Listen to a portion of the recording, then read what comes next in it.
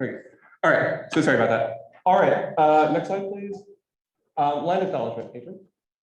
We would like to acknowledge that we are meeting on Indigenous land. Moreover, we would like to acknowledge and pay our respects to the Gabiso Komikulo, Kualitikan, Gabo, Nonkawa, Comanche, Panapache, Alabama, Kashada, Ikapu, Iwa Pueblo, and all the American Indian and Indigenous peoples and communities who have become a part of these lands and territories in Texas here on Turtle Island. Next slide. All right. In first roll call, if everyone wants to go ahead and fill that out, please.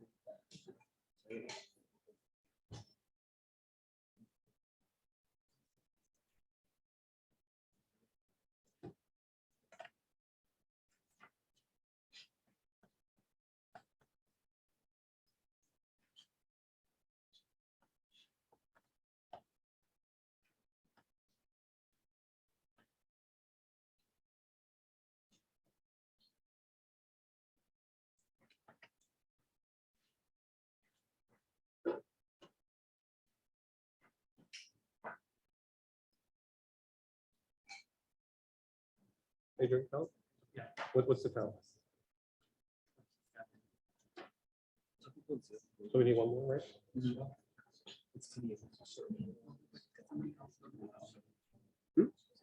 That's what I think.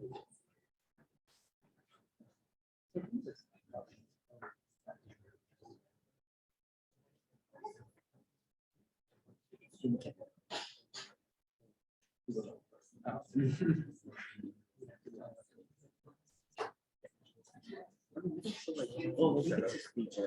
Consider it.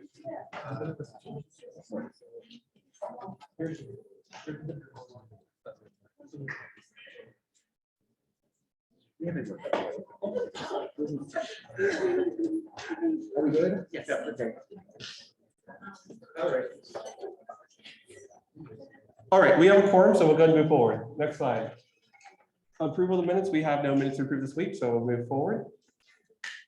Rules to know for open forum. These are the rules. Just be mindful of them. Next slide.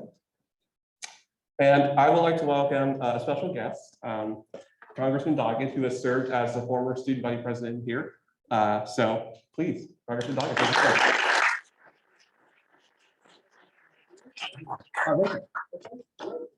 Well, I'm delighted to get a chance to visit with you all. Let's see if this working or get this thing going.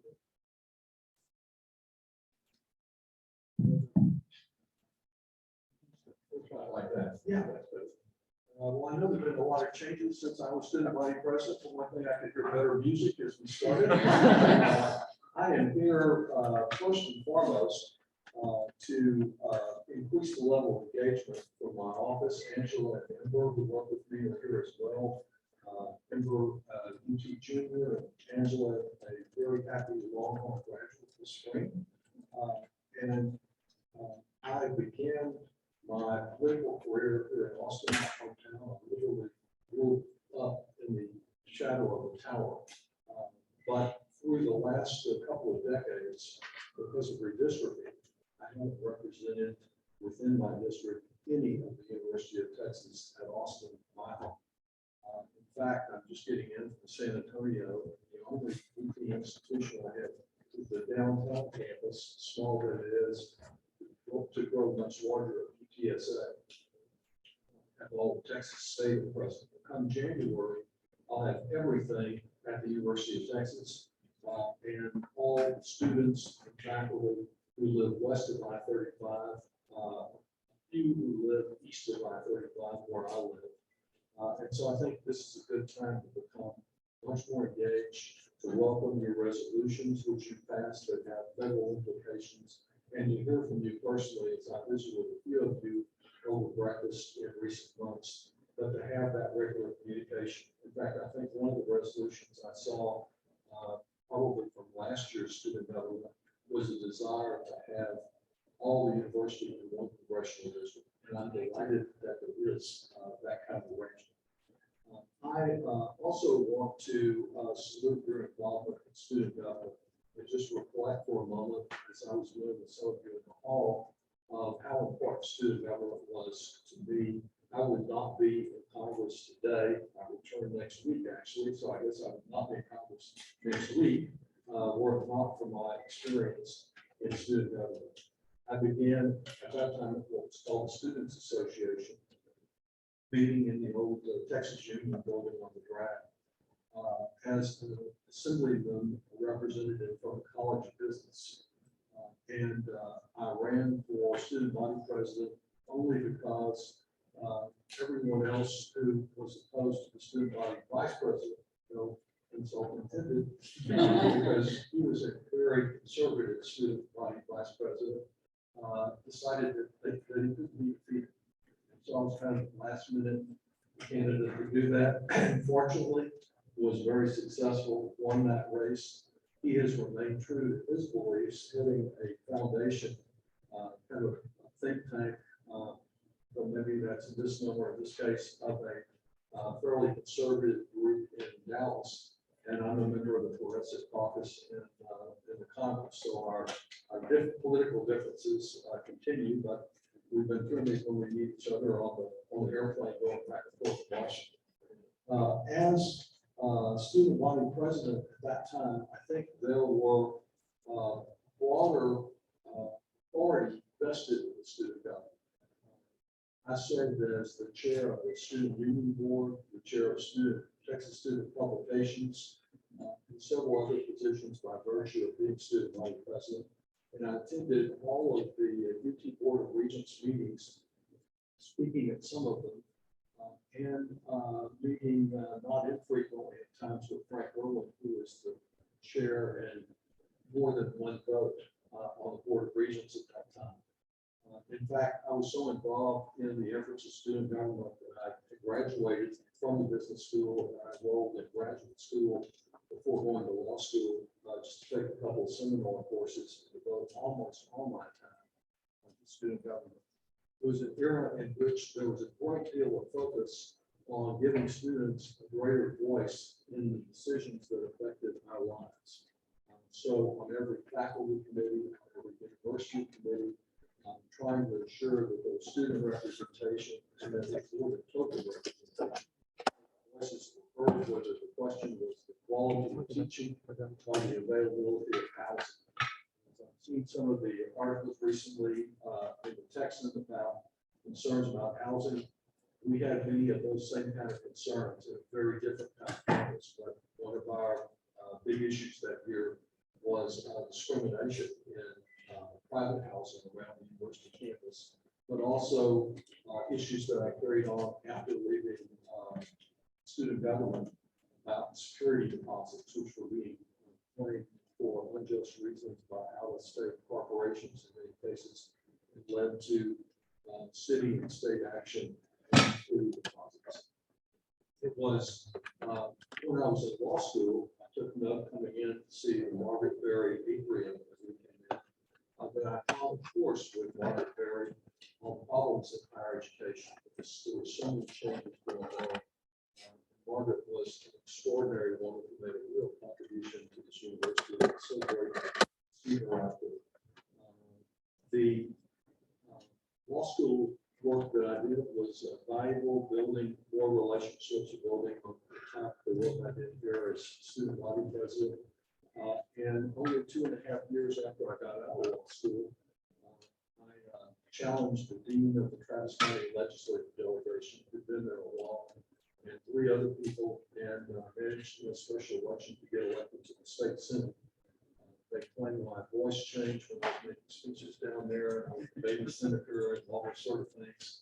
But it was an extraordinary experience, and while it seemed to be very uphill and a very conservative place, not very interested in change, and that really looks like a golden era compared to where we are today in the Texas legislature. And that leads me directly into the issue that I know has been a concern in your resolutions and your discussion about loan forgiveness and the cost of higher education. Looking back at my involvement with the university, my staff found a letter I put to the Texan as a College of Business Administration representative of student government complaining about tuition increases at the Texas legislature. And I think where we really headed to not just in Texas, but in many other parts of the country, in a downward or maybe it's an upward spiral in the cost of higher education is when the legislature shifted that responsibility to the Board of Regents to set tuition fees, and there's no longer any accountability with elected officials. And the state continues to provide the lesser portion of the cost of our universities and higher education, but they don't bear the responsibility for the tuition increases because that's all from the cost is soared. As you know, when you pay the fees tremendously over the last 3 decades, a huge increase in the cost of higher education. And so an amount of student debt for those who've left the university, and some are still here, estimated to be a little shy of $2 trillion, which is an incredible amount of debt that I hear people complaining about how it affects their ability to buy a house or to have a retirement, not just people who just left the university. And so the outcry, of which you were a part, on how we respond, you know, the president did respond with a more narrow proposal than some wanted, and my Republican colleagues wanted it to be zero. There are lawsuits that I think will be forthcoming, challenging the order. I think there is some question as to how much debt the president should be able to raise for this or other purposes. But this particular proposal that you're familiar with is up to $10,000 for everyone with federal debt, public debt, and up to another $10,000 for those with Pell Grants. And I think that's a more narrow approach. The White House says that I think something like 95% of cancellation benefits go to those who earn less than $75,000. So it does seem to be targeted. I think the big question is, what can we do next? Because some people begin incurring debt on August the 1st, they're not covered. And what can we do up front on cost of higher education and on the student financial assistance so that we're not just putting patches on afterwards to address this problem.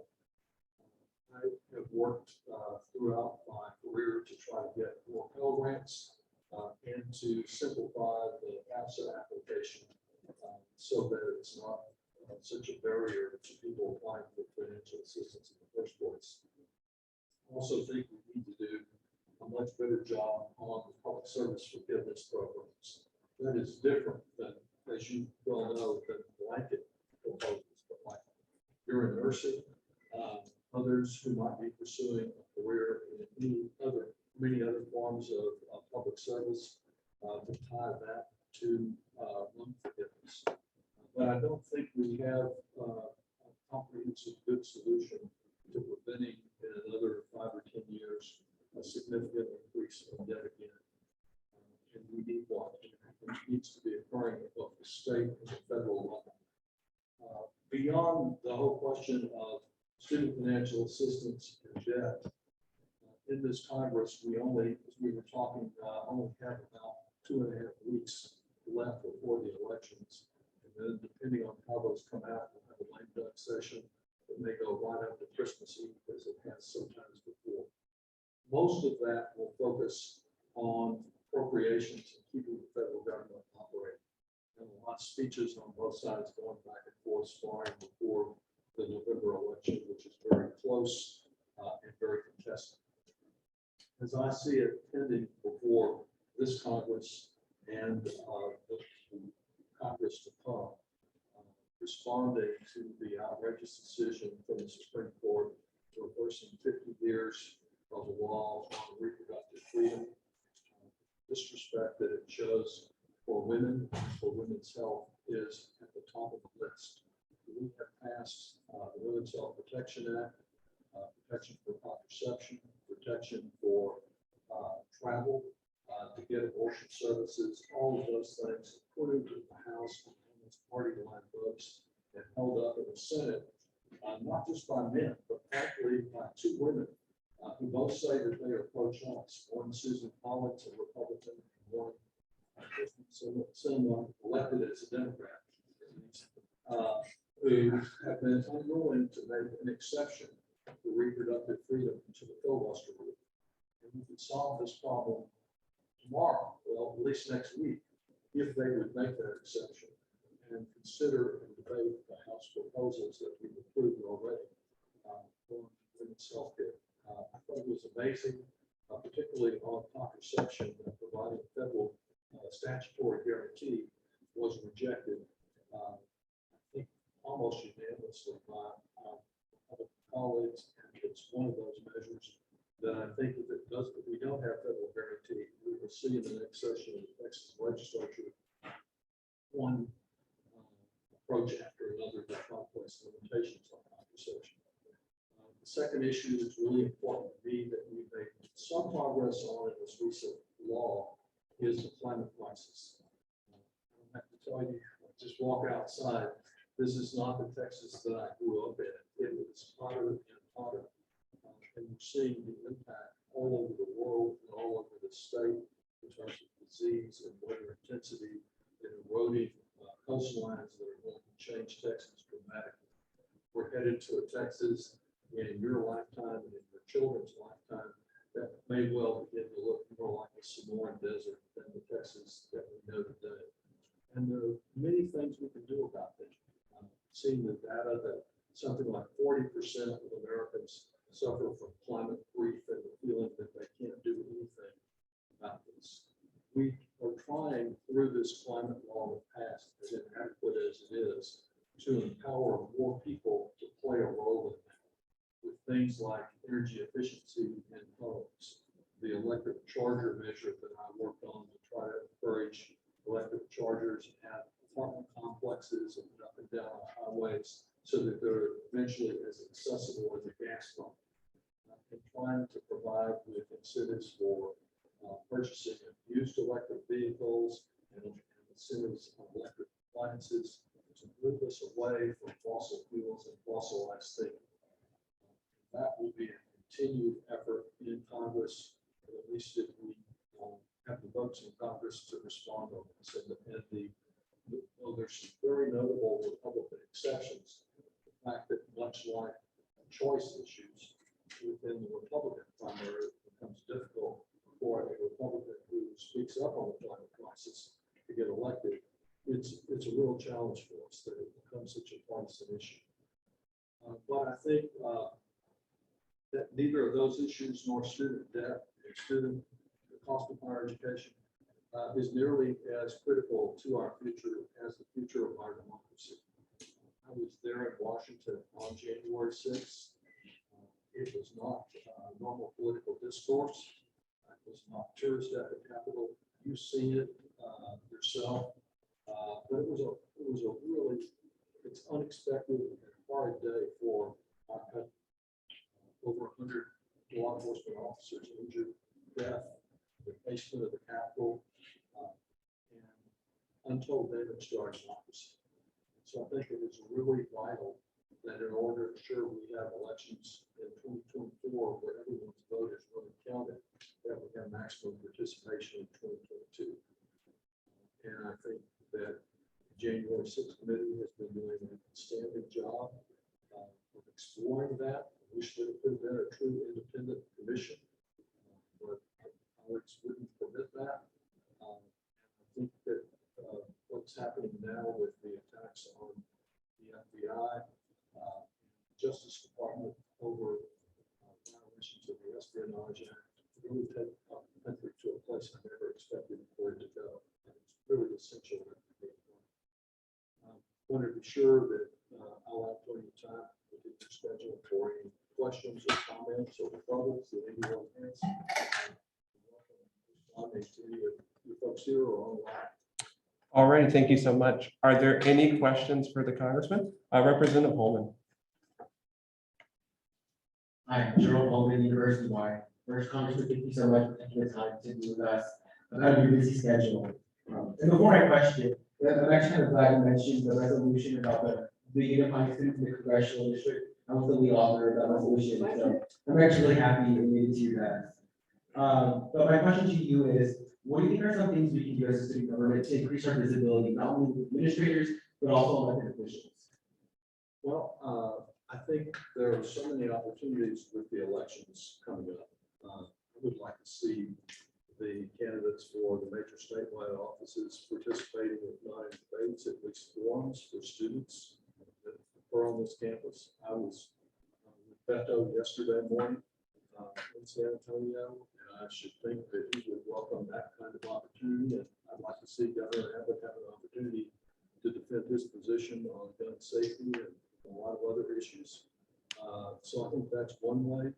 I think it's really important to do that as well at the city level, because so many of the things that are happening that affect housing, that affect our lives, are decisions being made by the Austin City Council.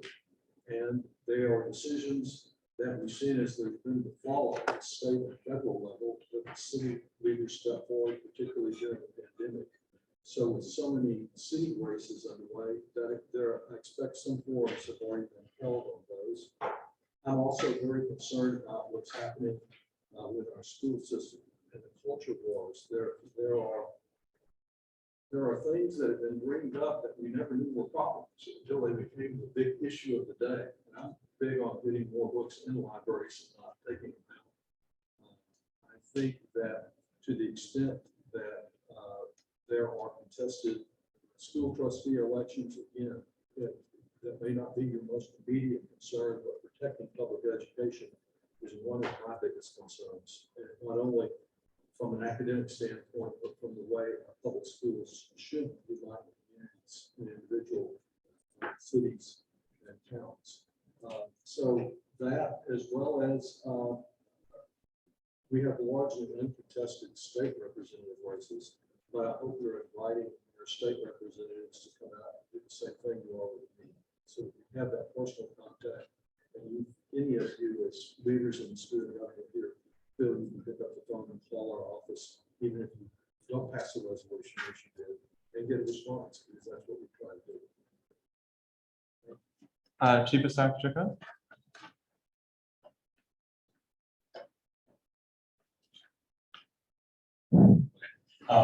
First of all, thank you, Congressman, so much for speaking with us today. It's truly, I know I'm elated for you to be here, so thank you. I'm a natural born optimist. I've always been, but recently with the striking down of Roe v. Wade, the climate crisis, and now our attack on democracy and, misinformation and disinformation from the right, my question for you is, what keeps you hopeful? And as a double-barrel question, why should we be hopeful too? Well, I put a great deal of hope in young people trying to solve and resolve some of the problems my generation didn't fix, are made worse in some cases, or ignored, often as was the case with many racial divisions. As far as media hope, I'm very encouraged by what happened in the Hudson Valley in New York. In a seat that was a Trump seat that the Democrat won, even more personal, because our office right across the hall from the Alaska office, and the thought of going out every day and walking the boat to Surf Haven was not very cool. But we have a new first indigenous member from Alaska coming. I look forward to meeting her next week. That's hopeful. As I was mentioning to some of you as we were beginning, I was with two very dynamic women in Denver suburbs last week, and then from Omaha. And I think things are turning around.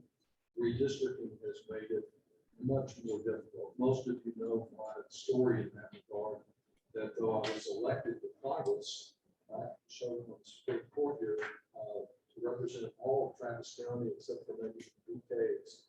I was redistricted in the Fajita Strip district, as it was called, from Allen Mall, the ACC campus, to Mexico, and had an office in McAllen for a while.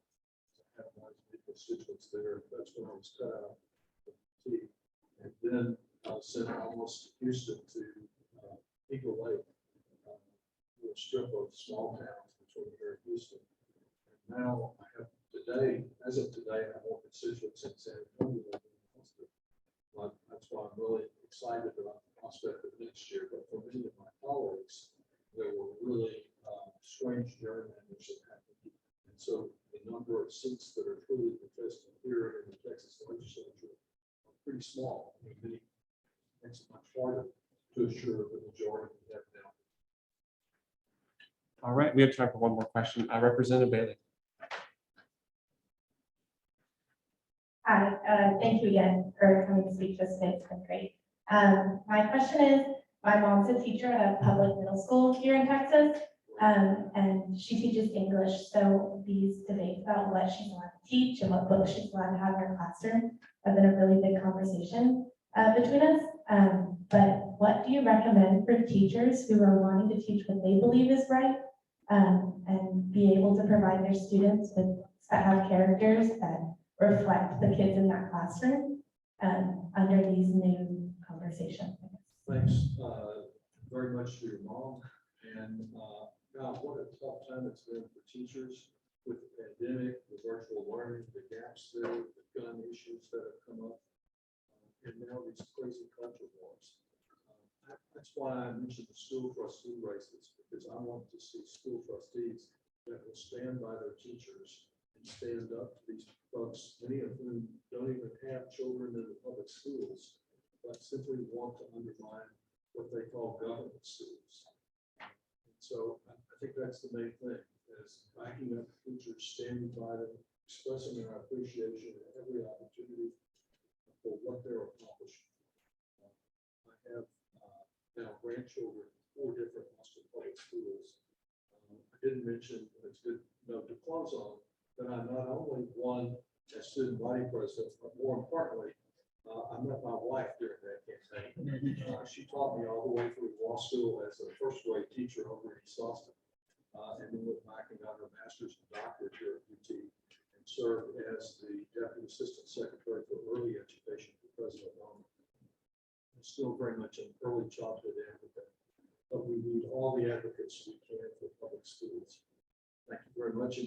And thank you for this opportunity. I look forward to hearing from you all. We may meet again in smaller groups, but feel free to call and Angela will answer. I'll try to answer too. Thank you very much. Thank you. Thank you so much. Congressman Doggett, is it okay if we take a photo with you? Sure, that'd be great. All right. I don't know where we're going to go. Sure. Also, attempt to recruit as much support here. Kevin I was fortunate the COVID changed his internship and came to Washington. We were always eager to get Angela begin as an intern in our office. Not only interns, but people who are graduating to be full-time employees. It's so good to have people that know the difference between Choctaw and Mayor, what I say each mayor in Washington. How would you like to do it, Kevin? Leland, do you think we should just? Take the picture. Oh, let myself in All the the corner. Or Angela, yeah, what would be better for you?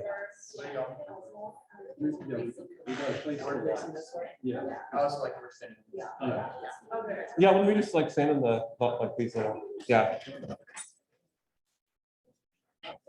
It's good to know you were responsible. I took note of that. That's good. Yeah.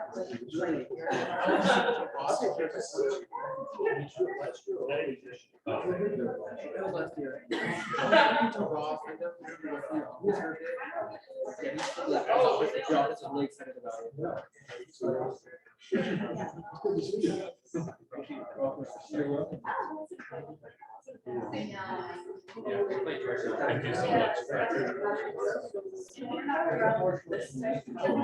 It is, yes.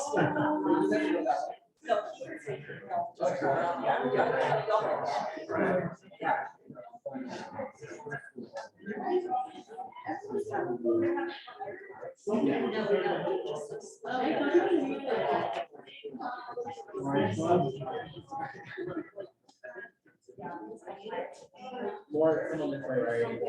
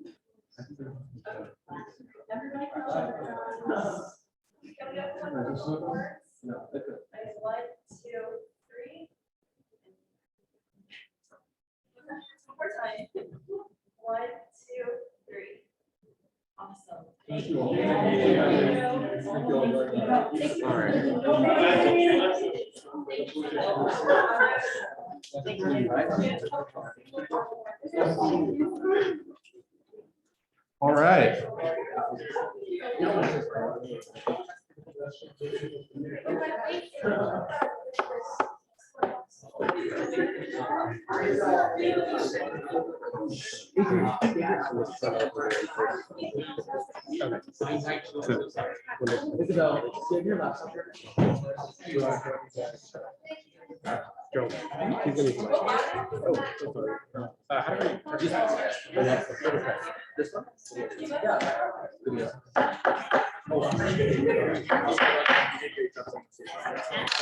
All right, we're gonna go ahead and move forward.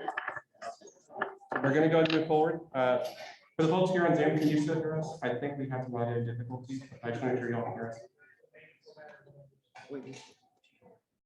Anyone on Zoom, can you say something? We can hear you now. Yeah. Okay, There's perfect, just awesome. one issue with like the congressman, but we can hear you all now. Okay, awesome. We'll move forward now. Next slide, please. Oh, that's the slide. I'm sorry. Okay, we'll proceed with open forum. First up is one second.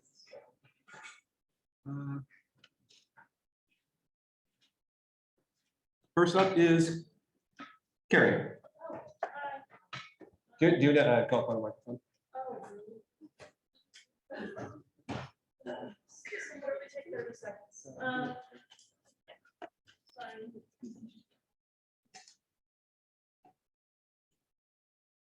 Hello. Okay, hi. This is literally on my slide, but I work at a nonprofit that does voting advocacy. We're having a free event this Thursday. It's a comedy show in Austin. And if you're of age, there's an open bar. And if you're not of age, they have free pizza and free food. And it's all democracy themed and it's free. So please come because we need people to come that are young.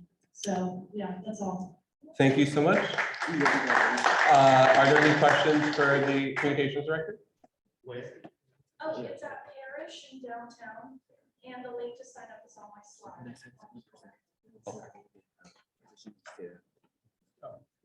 All right, thank you so much.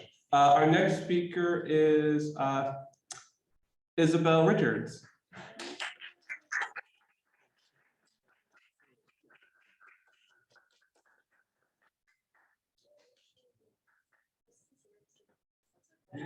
I decided.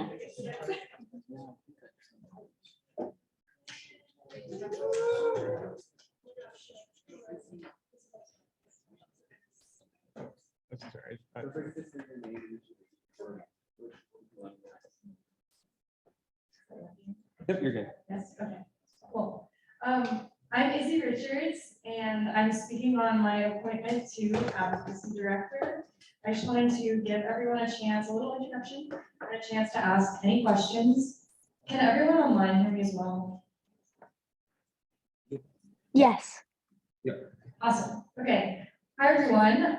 Welcome back from our long weekend. I think we all needed it, so congrats, we made it. My name is Izzy Richards, and I've been appointed by Leland and Isabel to spearhead initiatives of the executive branch as the advocacy director this year.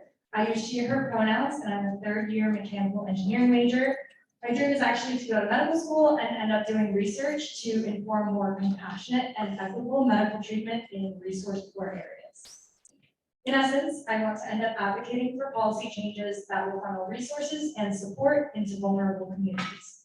I think it makes sense then that I would be more than willing to serve as advocacy director, since I think that's exactly what you can expect of me and my team this year, to support marginalized communities at UT through initiatives that we pursue. I want to share briefly my journey in advocacy with you all so you can best understand from where I'm stepping into this role. It's really hard to separate yourself from this work, so my story with advocacy closely follows my life. In 2017, as many of us experienced, Hurricane Harvey hit with full force, and in a single night, my mom and I became homeless. We slept on couches and in garage apartments for months until we could get stable housing. And that was right before my sophomore year of high school. All the time that I had attended that high school, we had suffered from many gun-related incidents, and so I started organizing for gun violence prevention, and it was through this work that I found the Sunrise Movement.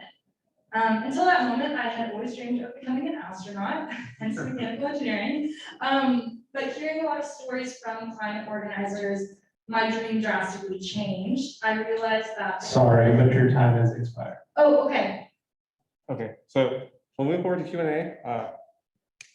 Tristan. Oh, I was gonna motion to extend the. Oh, Sorry, yeah, under new rules, you I cannot wasn't sure. extend. Just kidding then. Okay, so the speaker will reclaim the remainder of the time. We'll move forward with Q&A. Representative Coleman. Brett Holman, EY, and could you please finish your sheet? Yeah, that works. Thank you. So I realized that the cutting edge technology that I wanted to work on had not helped the tens of thousands of us who had flooded during Harvey. It had not helped victims of environmental racism in my city who had been affected by faulty contamination of a carcinogenic chemical. It had also not helped the kids in East Houston who were suffering from pollution-induced respiratory conditions. It was not getting to the people who needed it. And months later, during the next tropical storm, I led thousands out of Houston schools alongside fellow organizers to strike at City Hall. Years later, I'm working as an EMT working 911, and I'm one of the only medical professionals to see the conditions in which people live. I've seen up close the way that poverty impacts health. I've seen too many of my patients refuse care due to cost or due to a distrust of the healthcare system. This inspired me to start organizing for health equity with partners in health here on campus. Coming from a background in grassroots organizing, I am used to fighting the law of defeat. That is a phrase coined by the Lord of the Rings author, and it refers to an impossible but noble battle. We all want to be winners, but at risk of turning our backs on the losers, it is not worth it. So we fight the law of defeat. This is the experience of all grassroots organizers, and I'm sure that it's the experience of many of you sitting in this room. With the resources and power of the UT Student Government, however, I realize that we have a real chance at winning some of these battles. So as advocacy director, I look forward to connecting the Executive Alliance along with all of you guys to grassroots organizers to make our way towards this chance together. Thank you.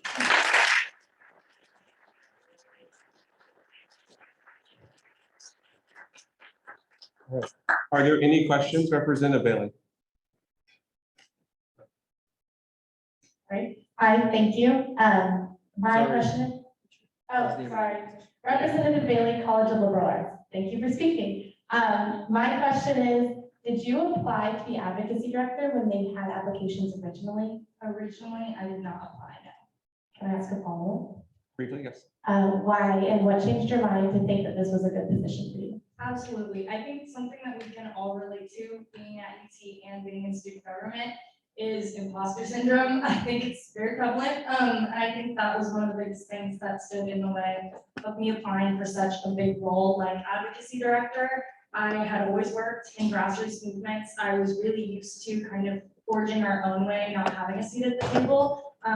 So kind of like pulling up my own seat and applying felt wrong. So I think that's why originally I didn't.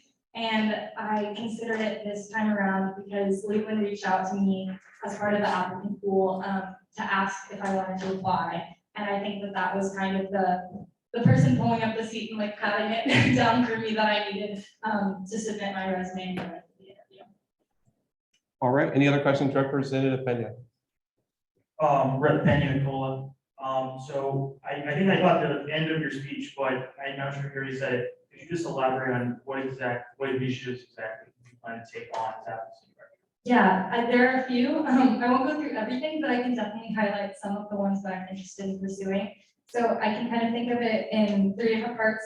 One is that I want to support a lot of initiatives that have already been started by reps or kind of taken up by reps. So I was in a meeting, I think 2 weeks ago, with Representative Braxton, and that was about possibly doing a sustainability climate, a roundtable, making progress on that issue. So definitely supporting things like that reps have going right now. One of our policy directors, Maddie, is really interested in getting involved, so specifically connecting them. So sustainability is a huge one.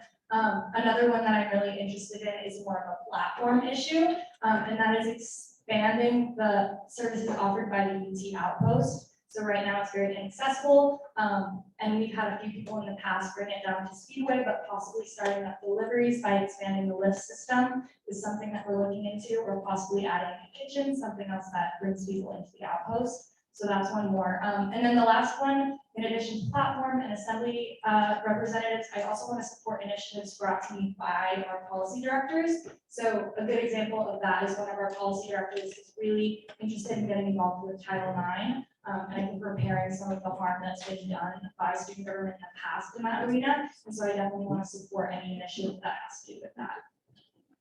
Are there any other questions? Seeing none, the speaker claimed the remainder of the time. Thank you so much. Thank you.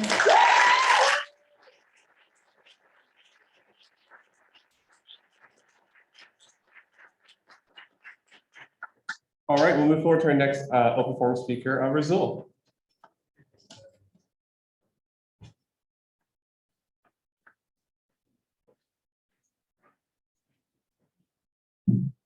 Hello, everybody. I hope everybody's having a wonderful day today.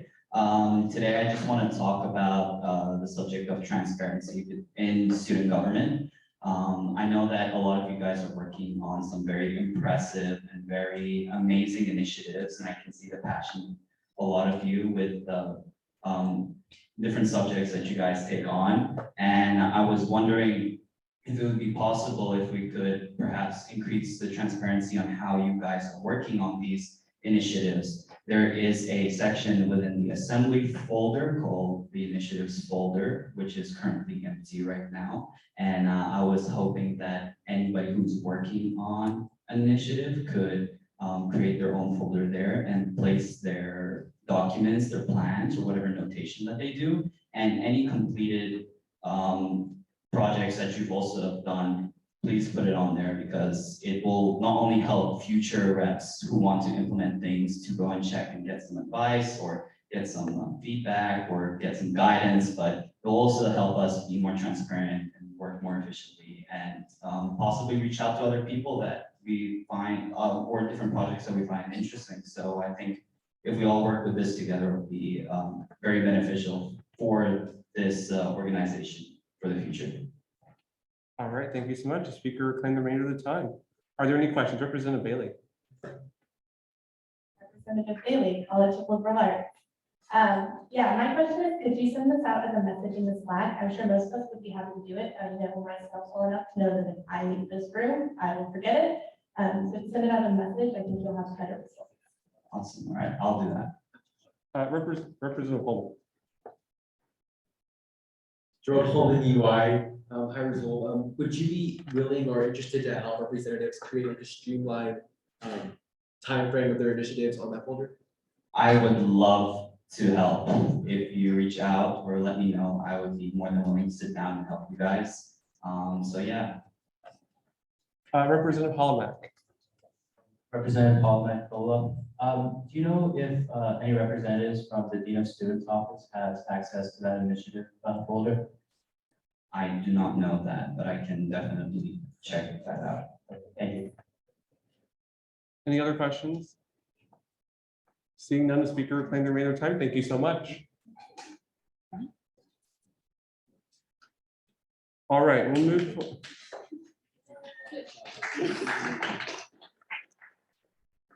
Okay, we'll move forward with, I think, our. Wait, hold up. We'll set up a forum. Yeah, we signed up. Yeah, you got Miller next. All right, next up is candidate Bailey.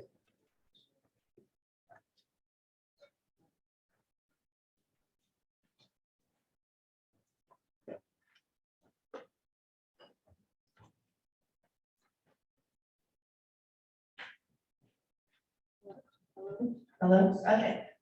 Hi, we're here today. First off, thank you, Izzy, for sharing. That was great. We're here today to express some disappointment and concerns surrounding governing documents. I'll preface, so this isn't targeted at anyone. It's not to say like we don't think you should be appointed or anything like that. But there are a lot of concerns. Starting with, we have general disappointment about the way the governing documents were when we got back from the summer. That was unexpected and not something that we saw coming.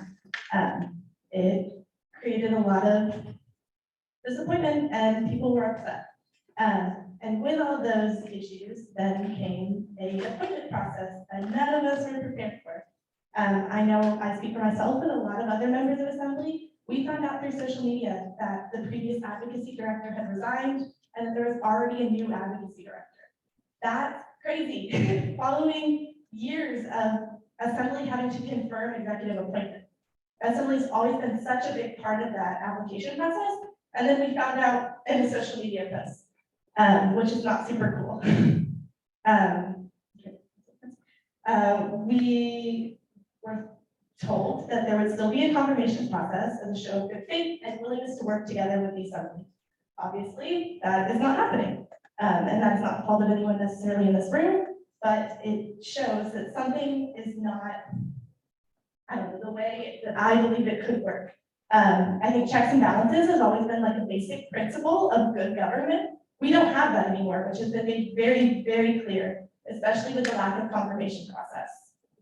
It's really frustrating, and I truly feel that with these governing document changes and the way that Assembly cannot be a check on the executive board, I don't know if we can effectively serve students as we were elected to do. The Assembly is the only part of student government that is entirely elected. Every one of us ran on a platform to be elected to support students. And I don't. I'm sorry, but your time has elapsed. Are there any questions or for the opinion? Rep. Nicola, Representative Whittington, could you elaborate on some of your frustrations? Oh, great. Thank you for that. So like Kennedy had said, there was a lot of disappointment with the process, the speed, the information. We are aware that there was about 3 representatives on the committee that go through the process.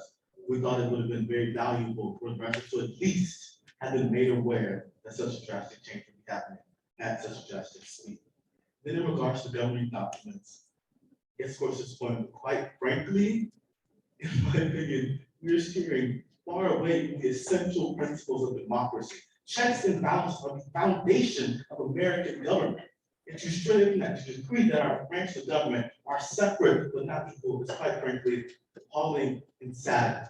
It has weakened this democratic body to essentially nothing but a theatrical performance that we put on every Tuesday at 7 p.m. To quote Angela Davis, I personally will not be accepting the things split.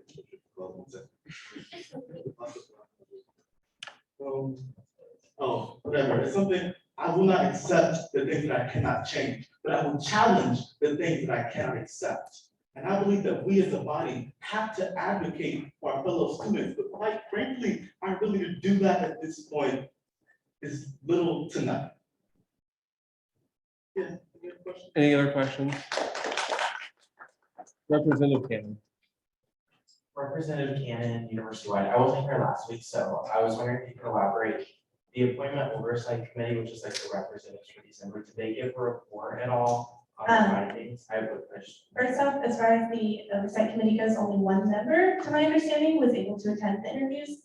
And that is Avery, and she's not here unless she's online, I don't know, to speak as to what she saw. I know that she said that she thought it was fair. I have not seen the report if there is one, so I do not have a for sure answer for you, but I know she was the only one there. Any other questions? Representative Pullman. Rep. Holman, UI. So given that these new documents are extremely clear that these are separate but unequal branches of government, what are some ways, and it's okay if you don't have an answer on the spot, on top of your head, but what are some ways you think we can have some form of checks and balances, just given these new rules?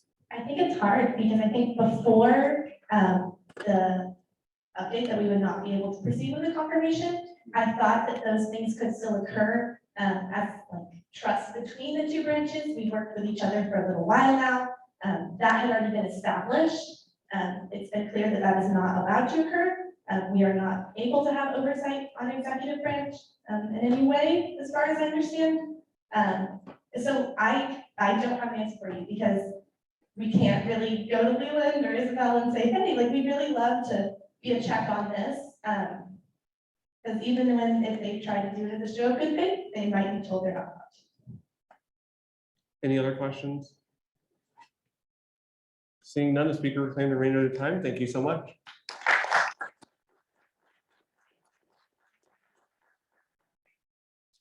Our final speaker for today is Melinda White.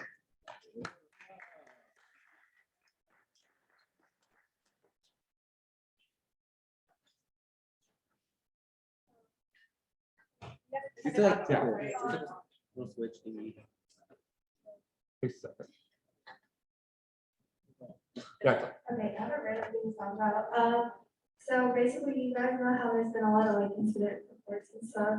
And from what I've seen so far, like correct me if I'm wrong, but like the police is there to like respond, and they're not necessarily like. Well, I haven't seen any like police being placed on campus to like help prevent those things from happening. You know, like instead of like responding to the events, we could have police to like prevent those events, because like recently I've actually had like a homeless man come into one of my classes and like say some vulgar things. So it'd be nice if there was like police around to like prevent people from like just randomly coming in or like just doing some harmful stuff. Speaker, claim the remainder of the time. Thank you so much. Are there any questions, Representative Bailey? Representative Bailey, College of Liberal Arts. Hi, I'm so sorry that happened to you. I had a similar experience recently, I was followed home not too long ago, which was very scary. Since then, I don't know what I can tell you about police presence, but I can say there is an app where you are able to text your location and an officer can meet you. I don't know if that's something that might, I don't know if you want to do any sort of like publicity for that, but I know that is the general recommendation. I didn't know when I was followed home, I found out after, but it would have been really beneficial to be able to have a police officer that can meet me at a bus stop to walk me the rest of the way home. So I will give you that app and I will send it out in the Slack for anyone else interested. It is great to have on your phone. So it's not really a question. Did you know that that existed? I knew about Sherlock, but not that. Yeah. Are there any other questions? Seeing none, the speaker claimed the remainder of time. Thank you so much. All right, that is all of the open forum speakers that we have for today. So we'll go ahead and move forward. Next slide, please. All right, quote of the week. We must accept finite disappointment, but we must never lose infinite hope by Martin Luther King. So perhaps you can take something out of that this week. Next slide. We'll move forward with unfinished business. We have AB3, the budget for this year. Before we begin, I'm going to recommend that we take a 2-minute recess to do a guided caucus where y'all will speak amongst yourselves about the bill before we begin introduction and the committee report and all that stuff. So the chair recommends, There's an amendment to the bill. yeah, we'll get to that. After, okay. Well, we could discuss. Yeah. Point So- of information, when will the authors and sponsors be able to talk about the changes that happen in the committee? And is that coming after the question? Okay, so the chair recommends a motion to recess for 2 minutes to talk in guided caucus. Is there a second? Second. Is there any objection? Yeah, wait, See- I'm having an objection. Why can't we just explain the? Yeah. So every bill that is before us, I've made an effort to make sure that everyone has an opportunity to speak amongst themselves. What we usually do is we have breakout rooms. We don't have that right now. We're doing this. Can I make a point of information real quick? Sure. Okay, there is an amendment to the bill. That's not a point of information. What's a point of information? It's just you're asking the general. You're to ask me, not to state it out. Okay, can you inform the assembly that, you guys can the stuff that's accurate on the bill that will stay the way it is the internal budget request, and the amendment has only to do with appropriations. Are you asking me? I've been asking you to inform assembly. Yeah, actually, Okay, okay. There is an amendment, everyone, so you're aware. I'm gonna recommend that we take a 2-minute recess so we can speak outside of the legal talk that we do here. And so y'all can discuss the amendment before we allow the authors to introduce the bill. So with that, the chair recommends a motion to recess for 2 minutes. Is there a second? Is there any objections? Seeing none, we'll recess for 2 minutes. normally the And since this is over, I have a mic. changes. The amendment is not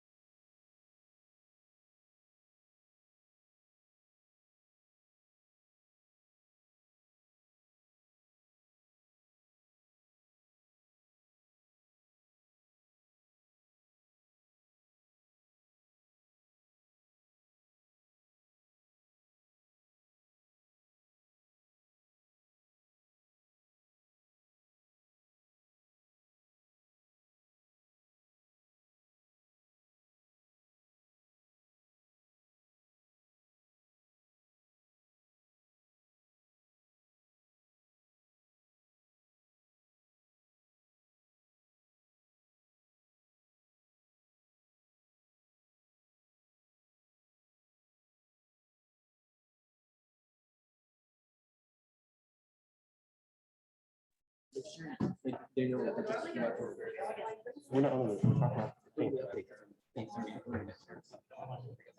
Yep, you're good. Hey, I think I talked to most of you guys. The only edits to the bill, so there's still 25,000 for appropriations for the whole year. That didn't change. We got new information that was that we had to reallocate. Instead of doing a 50-50 split between the fall and the spring, we learned 3.5 hours ago that it was supposed to be a 2/3 split. So we didn't take money away from any orgs. We gave them more money, which is always good. But we gave more money for different reasons. And also, yes, the budget cuts were harsh because we got like $80,000 requested and we only have like 16,000 for the fall, so. No, but no one asked me any questions over this weekend, so I assume everything went great. And like, just on appropriations alone, we got like $90,000 request and you have 25,000 for the whole year, so. There was an issue with 3 orgs. We mistakenly gave one org $0 because we believed that it was another org, but I received the wrong information from certain people. Brian? Sorry, your time has elapsed. Okay, all right. So, so this is committee explaining what has made changes. So we'll now move forward to introduction. And so now you'll have 3 minutes to introduce the bill again. For second reading. Oh, okay. Well, this is the budget for student government. We have like $112,000, wait, 112 total? Yeah. 112,000, 112 and $820. I did not say that right. You guys have it. I'm gonna lose my voice actually, but it's, we used to have this last week. You guys have the bill. It's in Slack. It's on Kevin's email. But it's pretty standard. Exec gets their money. That's like something that is non-questionable. DOS requires that we give exec their money. You're welcome. All the agencies got like pretty much the money that they asked for. Again, I do want to point out that Flow usually receives a lot of money that they did not put in an application, so they got 0. So they are defunded. I don't know what they're gonna do about that, but they can request through special projects. That's pretty much it. Special projects, you guys can request money for special projects. If there are like security concerns, like I know something came up, like an example of an initiative you can do is like maybe you buy like a lot of mace and hand it out to people who might be in a vulnerable position on campus. Like that's an initiative you can do. We have money for it. Just to clarify, legally, you cannot purchase mace from SSBC. Anyway, but yes, in general, you can, if any representative here, please attend the spending workshop so you can request money for a special project. There's one actually tomorrow, sign up.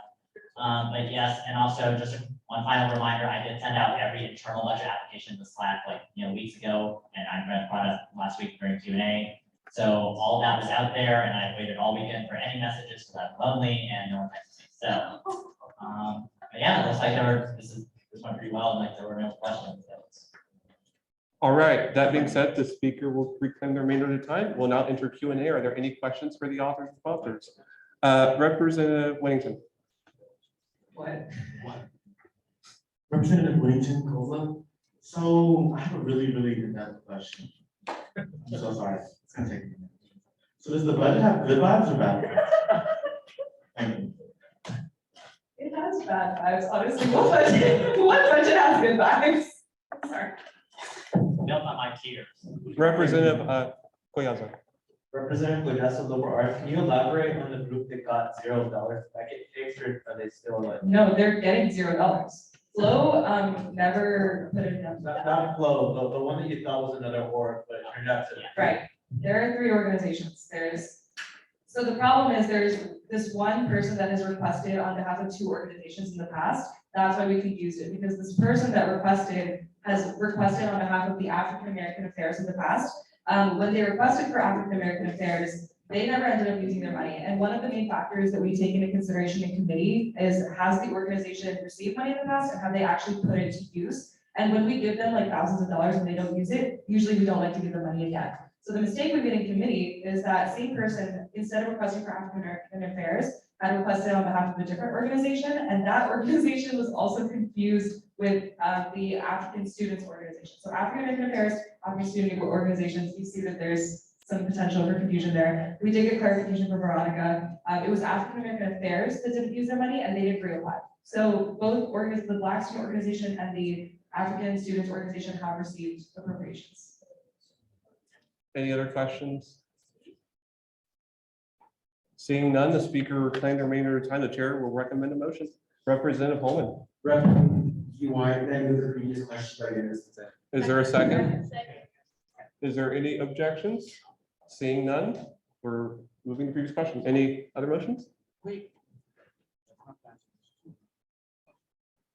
Representative Cuellar. Motion to vote on the budget by unanimous consent.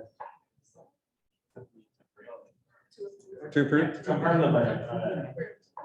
By what method? Unanimous consent. Is there a second? Is there any objections? Seeing none, the budget is approved. Congratulations to the author of this budget.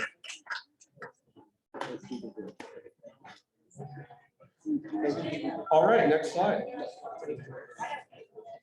All right, ex officio reports. Are there any members of any of these bodies here? Nope. All right, next slide. Executive board reports.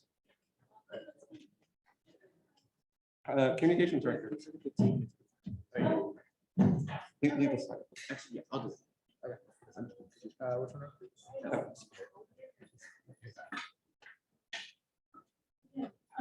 Hey guys, so the exec summary recap document will be pushed to be published this Friday, and the Eastern Lines meeting as well will be moved to after everyone's else out, which is this weekend, so everyone wishing you well.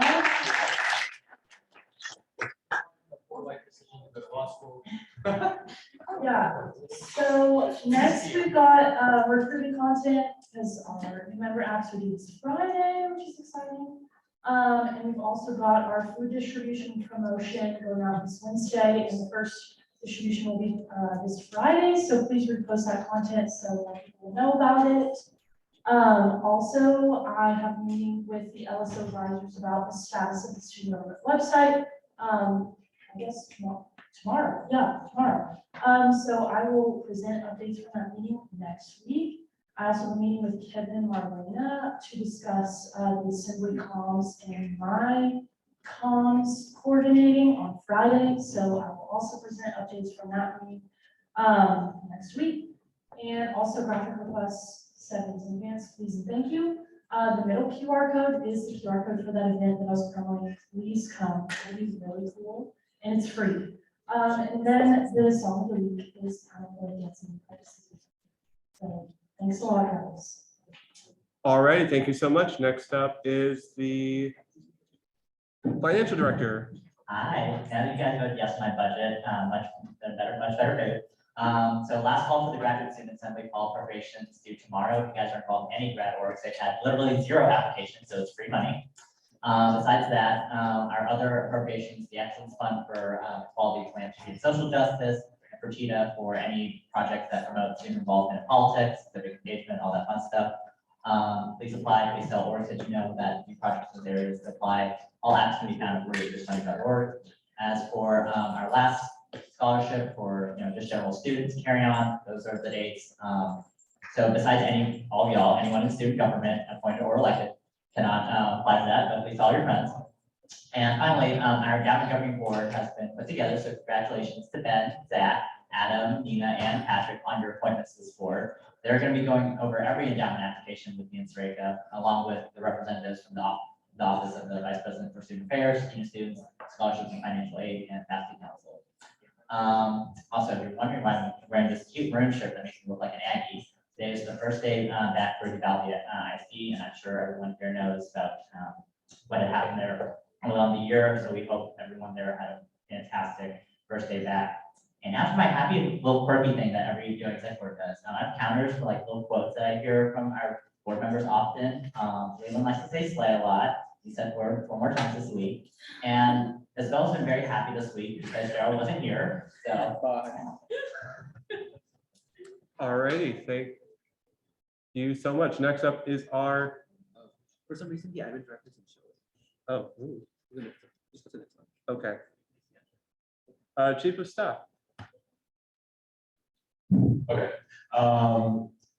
So just going down the line, the finish line is in sight. Our new membership applications close this Friday at 11:59 p.m.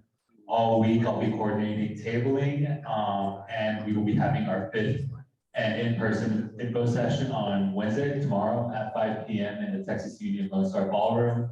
The QR code to sign up for tabling is right there. It's actually required for the executive staff members to sign up for 4 hours, but I'm extending an invitation for representatives to also sign up too, since first-year rep filings close on Friday as well. Additionally, representatives can still sign up for our info session with that QR code.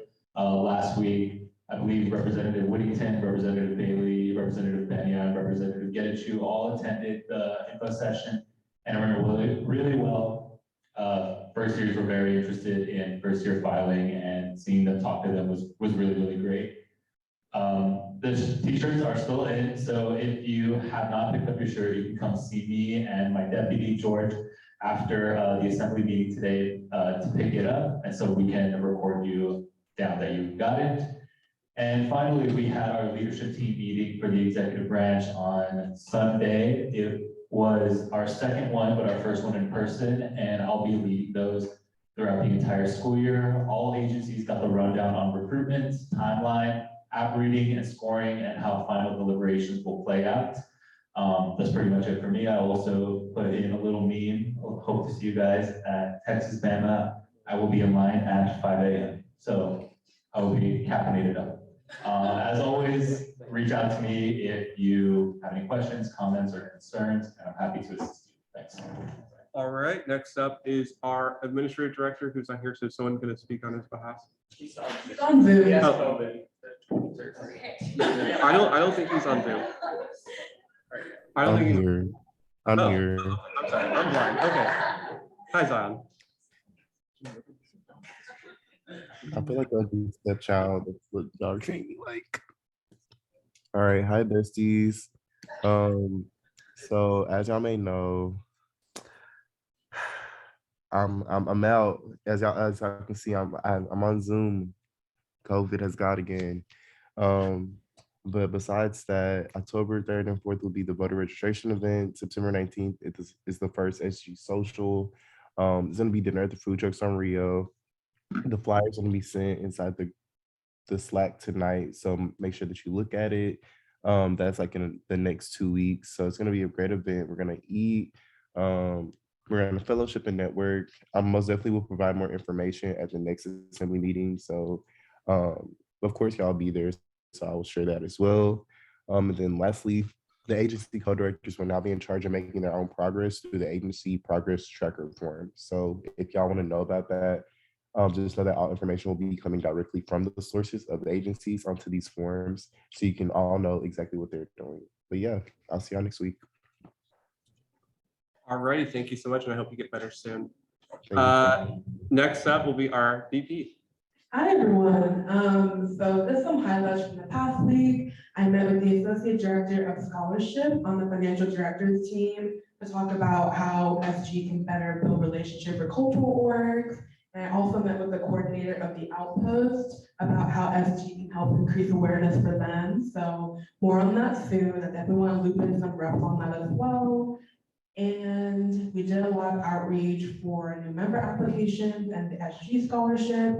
And my deputy has been really leading the coordination for the weekly recaps of all the other exec board deputies to make sure that we can constantly ensure transparency to the student body. And we're also refining this notion dashboard that I keep on talking about that's gonna serve as a project tracker for the executive branch. And my album of the week is Give and Take by Giveon, because I'm seeing him on Friday and I'm really excited. So yeah. Thank you so much. Next up is the president. Hi, everyone. I hope you all had a great Can you Labor Day use weekend. Leland, can you use the microphone? Turned it off. Hello, can the Zoom people hear me as well? Awesome. I hope you all had a great Labor Day weekend, took some rest for yourself. So as Patrick kind of mentioned, the first monthly community food distribution is this Friday, 10 a.m. to 3 p.m. We have a lot of exec branch sign up, but we'd love to have some reps out there helping give out food to different students. Tabling sign up is on that tabling spreadsheet. And then as Carrie mentioned, the Instagram post will be coming out tomorrow. Some PSAC updates. So we finally met with Dean Lilly last week. PSAC meetings might not be monthly was one thing we heard. The format of PSAC will also probably be very committee based, and those committees will be centered around different initiatives and ideas with specific strategic advocacy goals. And then in the next few weeks, I've sent out a Wednesday meet to all the other legislative student organizations, president and vice presidents, and their PSAC reps as well as ours, to coordinate a meeting time so we can start trying to figure out what things we want to advocate for through PSAC, which will of course be an open meeting. So if any of y'all would like to be there, we would love to have you. Some changes to joint assembly board, executive board meetings. Originally, they're going to be bi-weekly. We were all just texting today. They're going to be monthly. At the end of the month, after assembly meetings, for the last assembly meeting of the month, we'll all stay after and have like about a 30-minute meeting. And again, open meeting, so we'd love to have anyone there. Labor Day post went out yesterday, so repost it if you'd like. And then for university-wide appointments, especially for any representatives that are serving on any U-wide appointments, we'll have a report form where you can basically send any agendas, notes, and all those sort of things. And I'll be finalizing that by next week. But thank you all so much for everything you do, and I hope you have a great rest of your night. All right, thank you so much. We'll move forward with assembly board reports. First up, rules and procedures. All right, hello, everyone. Happy Tuesday. Like everyone else mentioned, I hope you all had a very restful weekend. So Kevin and I, we met with Dr. Gerard and Marcus on Friday just to have another continued conversation about these new documents, their implications, and what they'll mean for the assembly moving forward. I think one big takeaway I have from it is this is a pilot year, so we're not sure what this means moving forward. If that means there'll be wiggle room, if that means we'll be able to incorporate the recommendations we carefully considered over the summer. I think only time will tell. By the way, I plan on sharing all the meeting minutes and the notes I took within my folder on the SG drive. And document chaos, so these roles, it's kind of very accessible. Previously, we used to have at the very least, we had a table of contents, so you already knew what you're looking for. It's 69 pages. No one really has the time to sit down and read all of that. So I know DOS said they plan on looking at least that, so the documents are cleaner, it's easier to understand and comprehend. But another thing is, if you have any questions about specific new things about the documents, please feel free to forward them my way, and then I will ask and try to get answers. Thank you so much. Next up is ethics and oversight. Hi, everybody. I don't have any updates. You just please familiarize yourself with the student government points and the points amended in this policy. Thanks. All right, next up is academic affairs. Yeah, I hope everyone had a good Labor Day weekend. Shout out to Eric and Barry and Joseph for filling out the win to meet. Everybody else, please fill it out. We need to meet. Besides that, that's all my updates for this week. Thank you. Next up, financial affairs. Okay, Vice Chair. I think it says it on the screen, lots of money, special projects, and please apply. Everything that we didn't do. Did not have a chance to apply in the fall, please apply now, lots of money for that.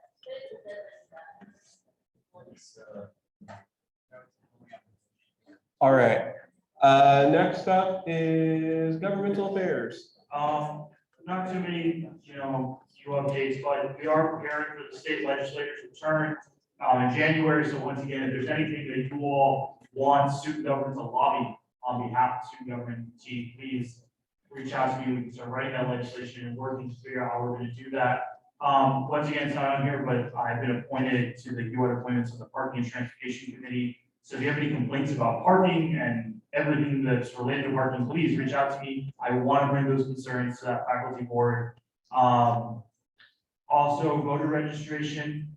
I don't know if I can say this, but University Democrat, can I say this? We meet every Wednesdays. So if you're interested, Workers Defense Project will be there. So if you're interested in supporting labor, student labor, then please be there. Thank you. Okay, that was fine. Okay, next up is student affairs. The chair is not here, Vice Chair. Lynn is not here, so I will do it. Just generally, please fill out the when to meet, as everyone has already said. We would really like to get a meeting time set. I know it looks like there's only 2 days available right now, so hopefully everyone is available those 2 days. And join the DEI caucus. I think that's all I have. All right, next slide. All right, hello. So, I hope all of y'all enjoyed the long weekend. I'm hopeful that all of y'all are rested and ready to get back to work. Some updates to the governing documents. Joe kind of talked on it a little bit, but the position of the Dean of Students Office is that we are not to take the option or the ability to kind of micromanage the executive branch. And so that is going to kind of transpire in a lot of our decisions and a lot of decision making I do with regards to the agenda setting. And so having a confirmation vote would be micromanaging the executive branch. And so that is why we did not have that. I will also say that in accordance with the new governing documents, the Assembly will have the ability to confirm all external appointments, so committees, so that refers to PSOC, the Parking Committee, any other committee that Leland has appointed, the Assembly will be confirming them in line with the Constitution. That will be up within the next 2 to 3 weeks, I assume. I'll be consulting with Leland on that. Yeah, follow us on social media. Please, if you haven't already, I'm sure you all do, but I will promote this every week. Follow us on social media, Twitter. If you have Twitter, please follow us on Twitter. Our Twitter game is not that great, so please follow us there. Yeah. All right, general updates. So over the weekend, I had the ability with Gerald, Adrian, Helen to train our lovely staff. They are amazing. I love them so much. And so they're going to do great. And we're hopeful that they will continue to grow within their roles. Lastly, I will continue meeting with representatives, the ones I have not spoken to over the summer with regards to just kind of your plans. I called, like I said last week, I called about 60% of you all regarding the governing documents, or not the governing documents, but just, SG in general. When I called y'all, I took note of some of the things that y'all kind of had as a priority.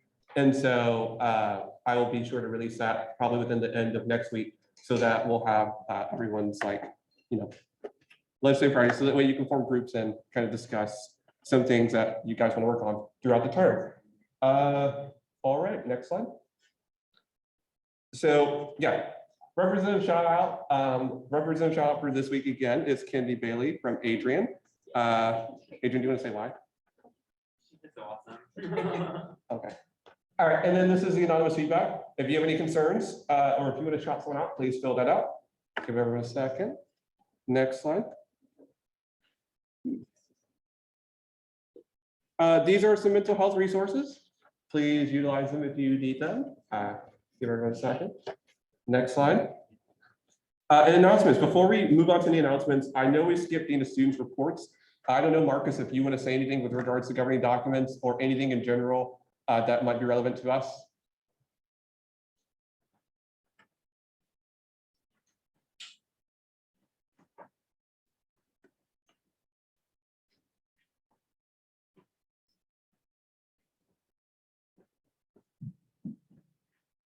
Good evening. I missed this last week, so I never did a formal introduction. So Marcus Mays, Legislative Student Organization Advisor. I guess you can say I'm new-ish LSO advisor. I've been working with the LSOs for several years, but more in particular, Senate and Province Council, Graduate Student Assembly, and supporting the campus-wide elections. So I recognize a lot of names, not a lot of faces, but I'll connect those as we move through. But previously, Assistant Director for Student Activities before shifting over. So big change, big plate in terms of working with all 3 legislative student organizations. I'm certainly looking forward to it. As LSO advisor in this role, wear a lot of hats, and so a lot of it will be general advising, but it could be administrative support, being a sounding board for initiatives, ideas, events, activities, being a connector, being a resource, navigating different processes, institutional rules, interpretation, etc. I will have a lot of meetings with leadership, with representatives, as different things come up. I've already met with a number of you all. And so another part of my role is really how do I advocate, how do I help advocate and support you all through those initiatives, through the things that come up, and that come up with you all, your constituents, as you go throughout the year and the semester.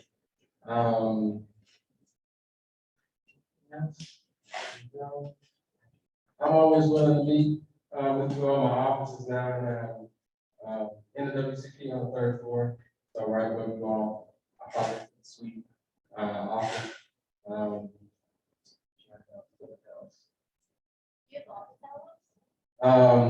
Every day, 8 AM, 5 PM, I'm in the office. I don't work from home. I have the option for the flex time, but I'm always in the office. I like being in the office, so.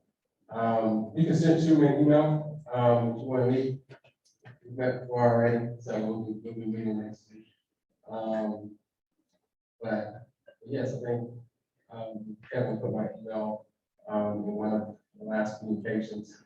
But as it relates to the governing document changes, what I can do is, I know there's a lot of concerns, there's passion, there's feelings, about everything. There are changes for us too, there are changes for me. I'm having to learn and navigate, just how, like you all are, in a different way. What I would like to do is take a few minutes to hear and receive some questions that we can add to the list as we continue to navigate and help identify maybe short-term solutions, long-term solutions to what those changes are. I know that a lot of questions have been going to Kevin and Gerald, Leland, Isabel. So I heard Representative Bailey and Representative Woodington. You're right. On some of your concerns, I made notes on those as well. If anyone else has any questions, any specific questions that they'd like me to take, then be able to take to the advisors, additional advisors, and continue discussion with Kevin, Gerald, Leland, Isabel. Please let me know. I'll go grab my laptop and take the seat back there so I can make sure to type and get those down. But are there any? Representative Bailey? Kevin, is this appropriate? I'm not messing up with the code rules, Robert's rule. Oh, yes. Okay, yes, that's perfectly fine. Representative Bailey, College, local alert. Hi, thank you for taking questions first. I really appreciate that. You're reading. Yeah, I don't want to turn around. Okay. My first question is, I have read through the governing document, as Gerald made a point earlier. It's very confusing. My question is there any check on executive branch and executive board power? If so, what is it?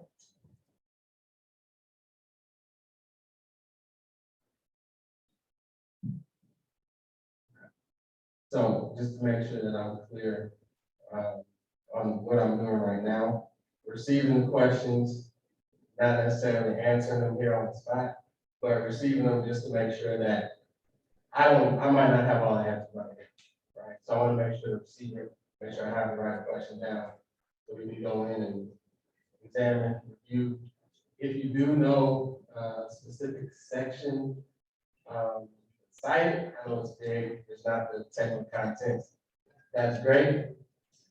Not now in this moment, but anything that you do send to Kevin, Gerald, with that, that would be helpful for us to pinpoint it. Well, you can also say, hey, what is this? And it can be broad, and we can go look and try to figure it out. Sound good? Yeah. Okay, so I'm happy to. My question is there any check on executive branch and executive board power? If so, what is it?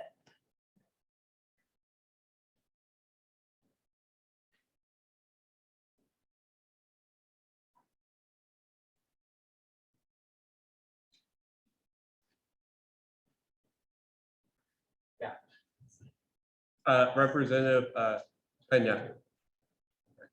I don't know if it is, the Rep. Penyacola.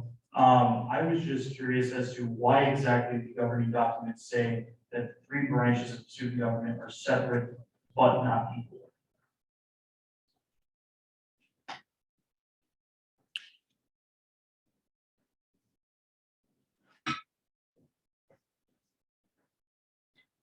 Representative Cannon.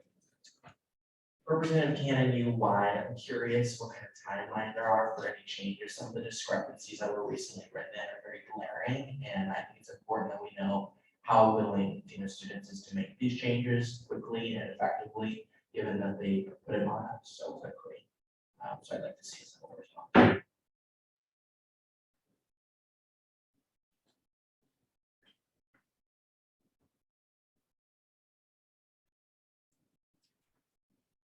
Representative Koyaza. Representative Collazo, Liberal Arts. I wanted to know why a lot of the governing document changes were made. I know that originally our governing documents were pretty bloated, but a lot of stuff in these documents are stuff that was never previously in any of the documents we passed or in anything we passed over the summer.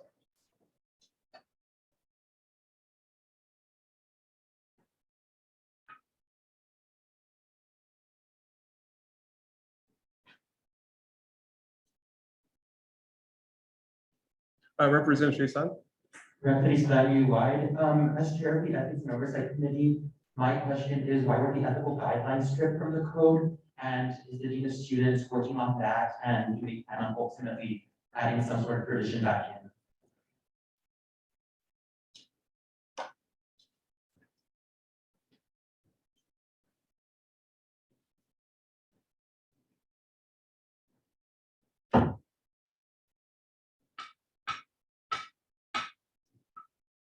Representative Pullman. Representative UI, Marcus, I know I've asked you at least 100 questions already for previous meetings, but something I've been thinking about is, what is the Dean of Students, like, what's their vision of the assembly, like, what do they think, what we do here, like, yeah, just, what is the Dean of Students' official position on the assembly, and like, why we're here? A broad question or is it specifically to the? It's more so for the assembly. Yeah.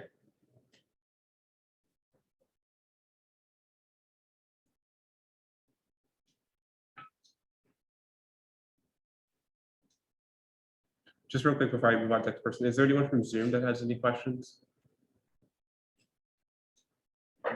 Okay, Representative Bailey.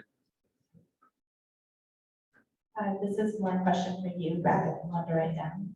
Would you be willing to speak again at the next assembly meeting and share any answers you get to these questions? I just know that not everyone has the availability to meet with you on their own. So it'd be really beneficial to continue to have this dialogue here rather than just in private meetings. So I'm here, I'll be here, I'll always be here, every Tuesday, whether in person or by Zoom. If I'm not able to make it. Marcus, can you talk to the microphone for the people on Zoom? So I can hear you? So, yes, I'll be here, each Zoom week, in person or Zoom. Definitely looking to being able to have more dialogue. Sometimes it may not be every question that's on the list, but being able to provide some timely feedback on some questions, I think will be important for sure. And so we definitely work on that, and providing updates that I may have or could be come between us, depending on what the conversation is. Representative, oh, okay. Financial Director Nguyen. Financial Director Nguyen, Executive Board. Hi, Marcus. It's always good to talk to you. I just want to quickly thank you for, always reaching out, especially helping me help with our personal initiatives. So my question in regarding to the governing documents is, as much as I appreciate, Kevin, Gerald, Isabel, and Leland on taking our questions and going to you and Dr. Gerard with our questions, there's certain stuff like, let's say with Adrian and his committee about the ethics portion, and me in particular with the finances, that I do have questions and they'll get an answer, but I get a lot of questions from dialogue. So I'll ask a question, I'll get a response, and then that requires more questions, but having to go through a middleman makes it very difficult for me to have all my questions answered. So as a part of like these office hours or like us just talking, would you be willing to I send you an email with a question and you did consulted your advisors, because I know that you don't know all the answers either. You're learning along with us. If you would be willing to meet and have a full discussion about your thoughts on it, my concerns with it, not just having just go through our individual leaders of our branches.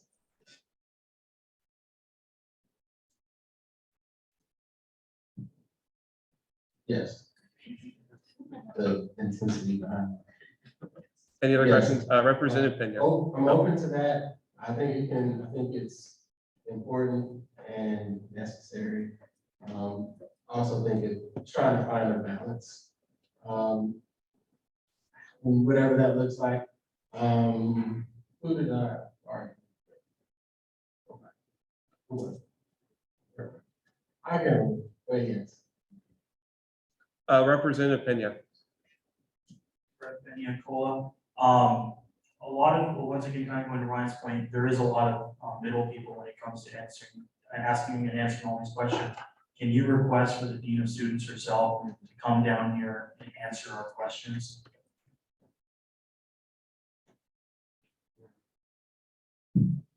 So you're asking for the Dean of Students to come and answer questions? I can't promise that. I can share that. To the feedback comes, but Representative Holman. Yeah, Brian, me too. I was just about to ask that, but similarly, do you think it'd be possible for you to invite Lee Miller, who I know is the one like the one who's like controlling these new changes, just so we can ask the consultant too. Lee Miller, the consultant.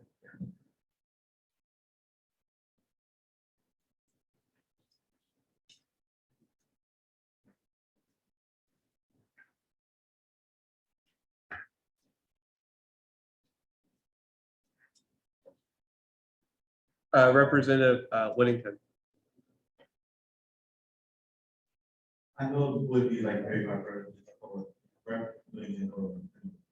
I know it would be very hard for me to have so I understand, but think also something like, oh, like a letter, it's like Washington, we should make these changes, like for reasoning behind them, like something from her, not just.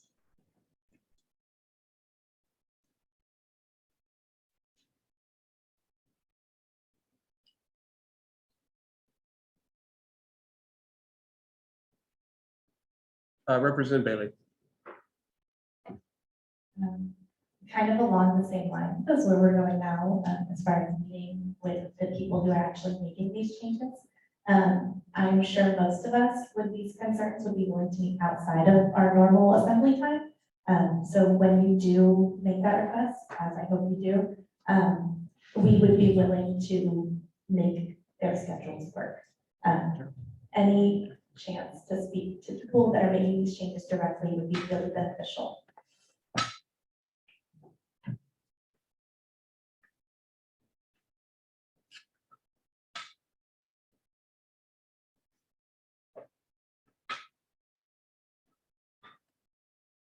I have a question myself.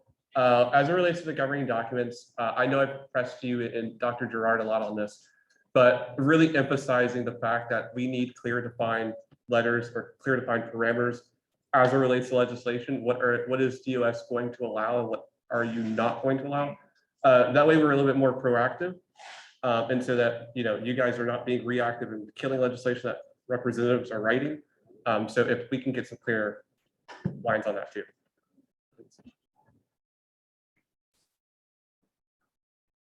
Representative Pena. I guess maybe you could answer this, maybe this is another send-up question.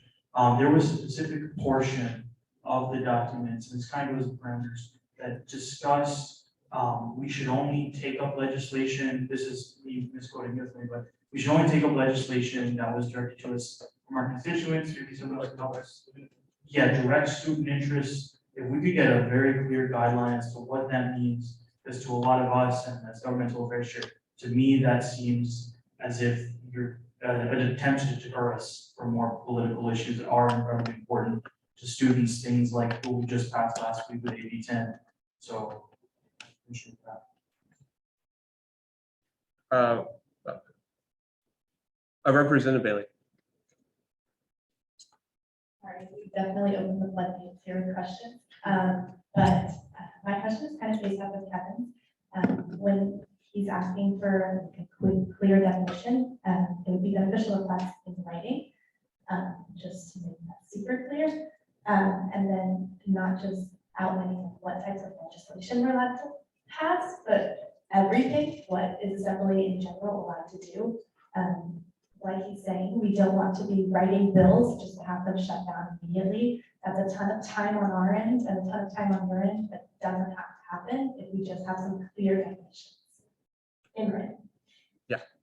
Representative Tristan. Representative Stanley-Wide, my question is, why was the parliamentarian given unilateral power to reverse representative votes? And what accountability processes do we have in regards to that?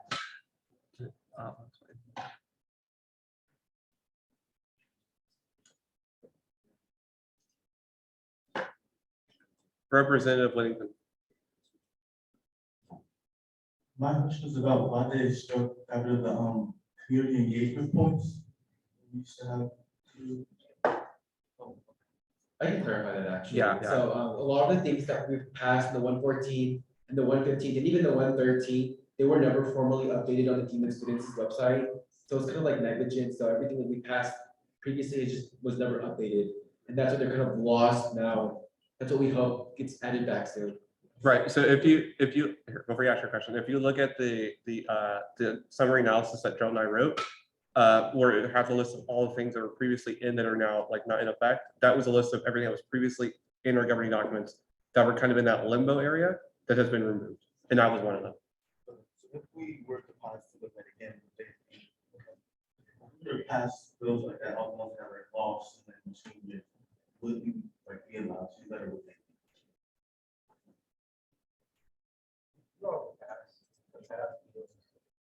Everything still goes through the administrative review process. So, right, at this moment, I can't say that pass it. It's in, goes through the process, but we still have that ability to pass it. So for further clarification on your end, all legislation that is passed by this assembly will not take effect until we come back in the fall for next year. But wait, is it fall or was it at the start of the new term? Okay, the fall. So yeah, everything we pass from this point on will take effect next fall. However, there are exceptions that can be made for, I guess, specific legislation that DOS will deem pertinent that will take more immediate effect. This kind of goes along the lines of what are we allowed to do? But if we were to work towards passing bills that would change parts of the governing documents to reflect more what we view student government and assembly as and what we view assembly as functioning most effectively, even if that reverse some of the changes in the governing documents, would they be considered?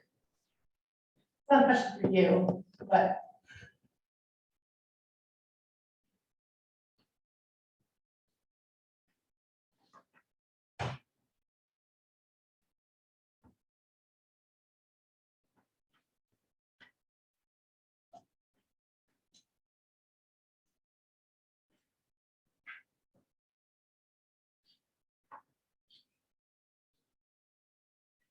All right, are there any final questions? Anyone on Zoom? Okay, thank you so much, Marcus.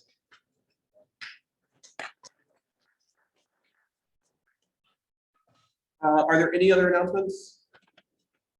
Seeing none, I do have one brief one. So thank you for this because it did remind me to brief y'all on this as well, as I didn't get to do my slides. But based off of the meeting that we had with US on Friday, we're still negotiating with the office on the legislation we passed over the summer, over the legislation that we passed at the 115th Assembly, and to get some of those stuff recodified into our new governing documents once they've been approved. So under Regents rule, we're currently waiting for Dean Lilly and the President, Jay Hartzell, to sign our governing documents. We're still waiting on legal counsel to give their final sign off on as well. But once they do, those will be the final version that we are going to abide by. From that point on, all the legislation that we've worked on, we will more than likely need to repass it, meaning we'll have to combine it all, rehash it again, look at it again, confirm it, and then send it to them for review, and that will play that process out from that point on. But yeah, so governing documents, pretty soon I will task the Rules and Procedures Committee to begin doing that. And so that would be a project for Gerald and his committee. Any other announcements? Representative Bailey. I have two. One's a very happy one, and not like a serious thing at all. My mom got a French bulldog puppy. I would love to show you all it. He's my favorite thing in the whole world. He's 8 weeks old and he's super tiny and cute. Wait, what's his name? His name's Huxley. And then the second thing is, Melinda, please talk to me after about the app. I'd love to work with you on something for that. All right, any other announcements? Next slide. All right, second roll call. I love that.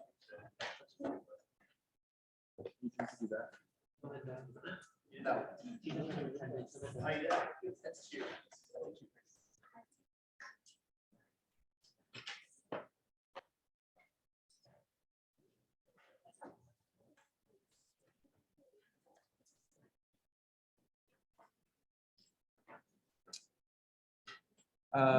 While we do the attendance form, for people who are more concerned about the governing documents, if you just want to stay behind briefly, for those of you who are not more concerned about it, you are free to go after I join us.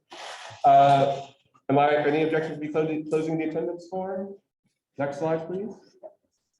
The chair recommends a motion to adjourn. Is there a second? Second. Is there any objections? Seeing none, we're adjourned. See you next week. If you need to pick up your shirt, I'll leave the SG office for about 10 minutes because I'm tired. Hey, Kevin, What's up? can you go back to the attendance? Nick? Thank you. We'll leave it up for a second. So, okay, thank you.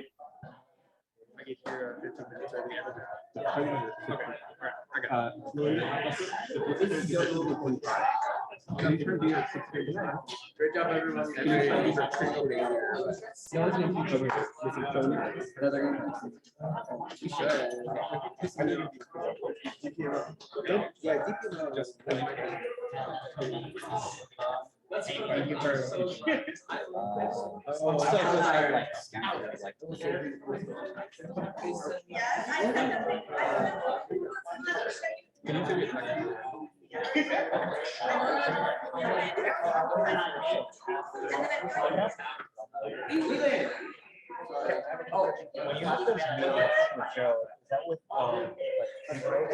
No, we do not.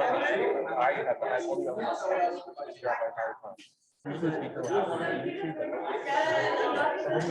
I meet with Marcus and Dr. Is there any way that we, because I know you don't want to work with me. It's not a me thing. It's a, they are the ones who schedule the meeting. Yeah, what I was gonna ask, is there any way that you can rotate at least like one person from assembly board each week to go and stuff like that? Because I think there are something like that, because there's a lot of people